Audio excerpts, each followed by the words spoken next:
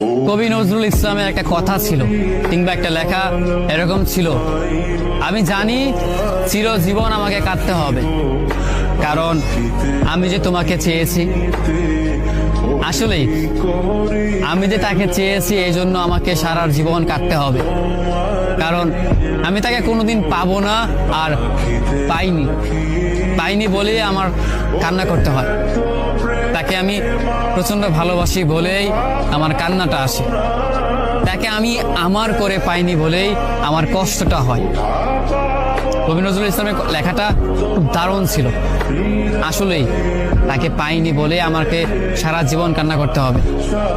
যদি সে আমার এই ভালোবাসাটা বুঝতো, আমার এই অসীম ভালোবাসাটা বুঝে আমাকে একটু বলতো যে আমি অন্যদের মতো কখনোই তোমাকে ছেড়ে যাব না, তাহলে বিশ্বাস করুন পৃথিবীতে হয়তো আমার চাইতে সুখী মানুষ আর কেউ হতে পারতো না।